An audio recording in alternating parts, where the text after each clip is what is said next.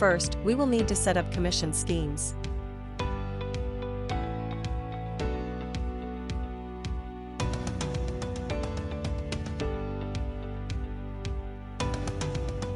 Click here to go to the commission setup screen.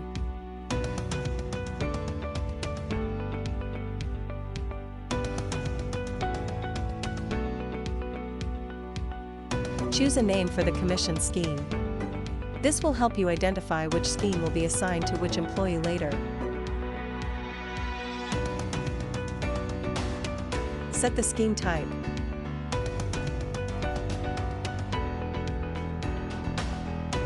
Read the explanation panel to determine which scheme type will work best.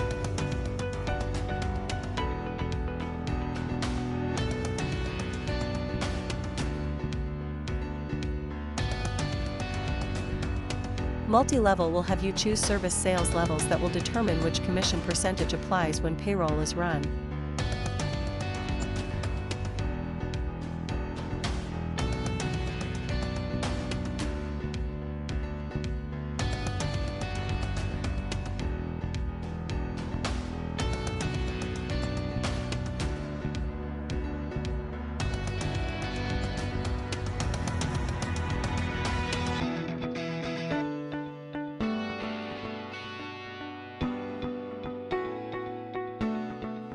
By service lets you choose a percentage per service or omit a service from earning commission entirely.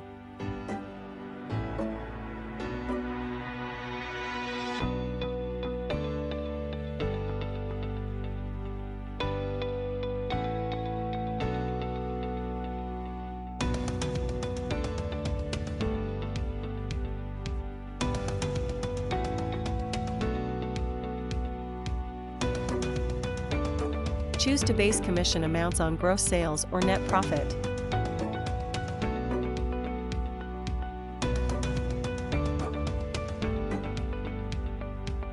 Read the explanation panel to determine which amount type will work best.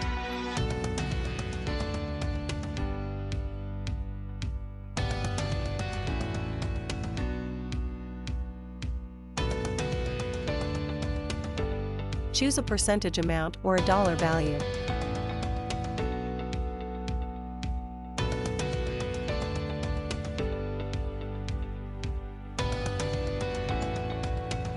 Read the explanation panel to determine which option to choose.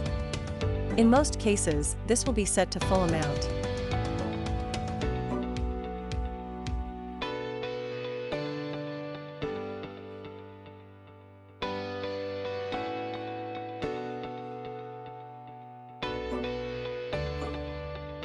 We'll add one more commission scheme.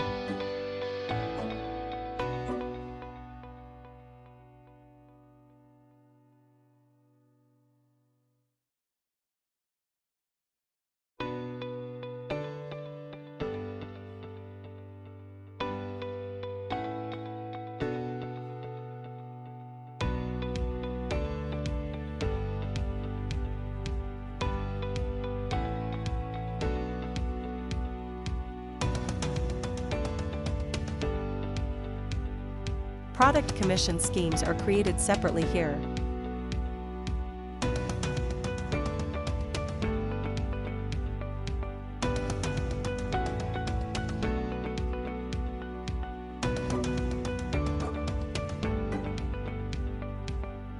Choose a name for the commission scheme.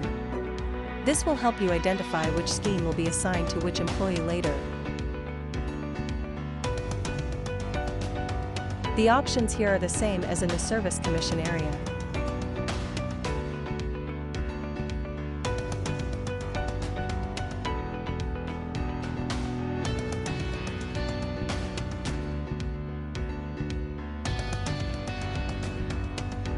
Now we will set up each employee's wages and/or commission.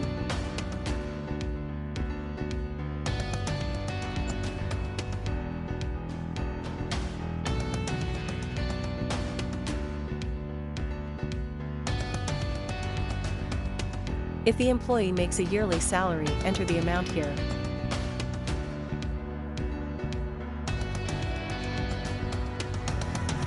Enter how often your employees are paid here.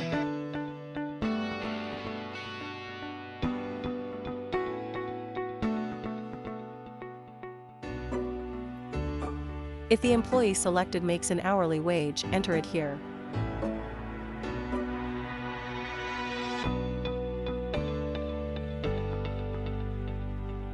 An overtime rate can be specified here.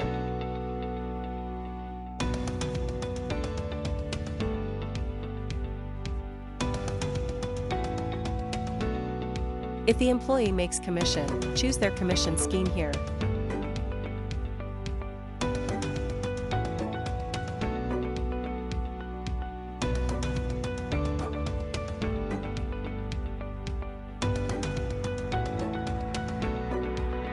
Choose how employees' pay is calculated. This only applies to employees that make commission. The first option gives the employee their hourly wage along with commission.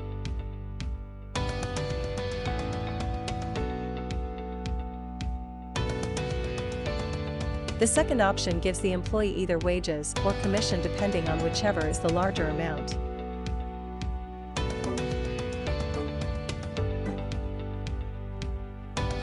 The third option gives the employee either wages or service commission plus product commission.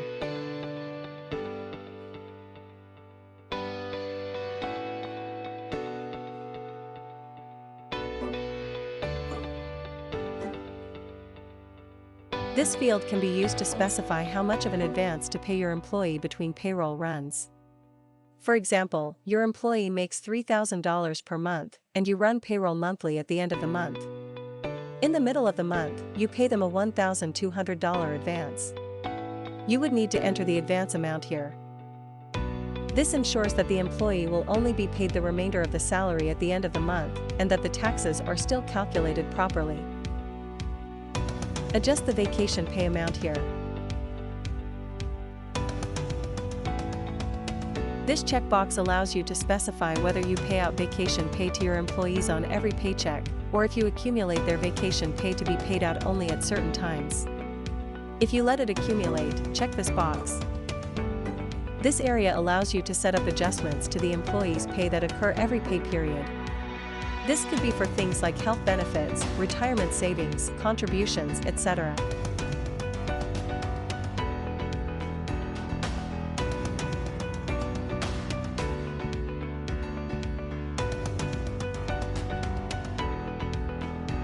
Choose whether the adjustment should be applied to their pay before or after taxes are calculated. For example, a deduction for a rental fee would be an after-tax adjustment, whereas an addition for statutory holiday pay would be a before-tax adjustment, because the employee would need to pay taxes on the extra income.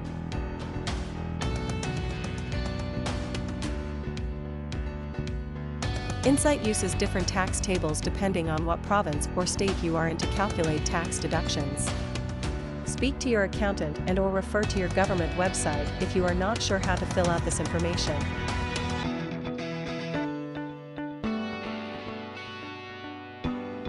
This is what the tax setup screen will look like if you are located in Canada. This is what the tax setup screen will look like if you are located in the United States.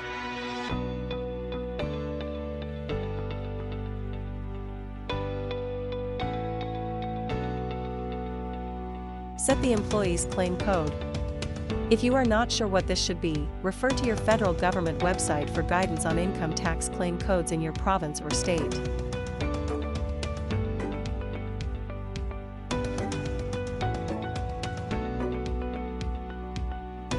Uncheck Remit CPP and EI if you do not want to deduct these amounts in payroll.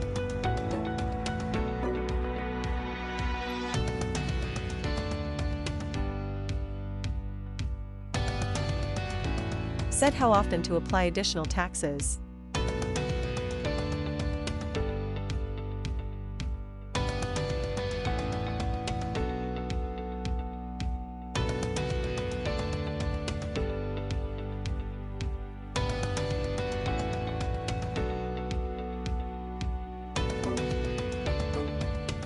Employee year-to-date values will generate automatically here after you start to run payroll.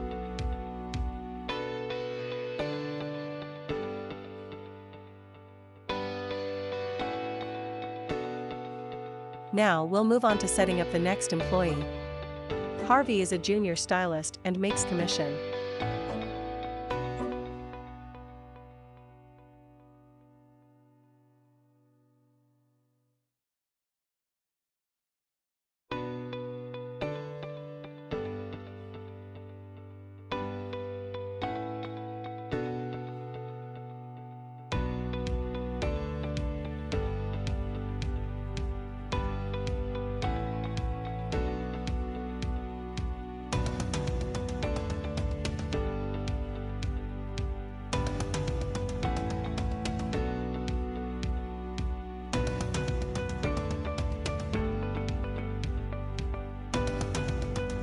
Finally, we'll move on to setting up the last employee.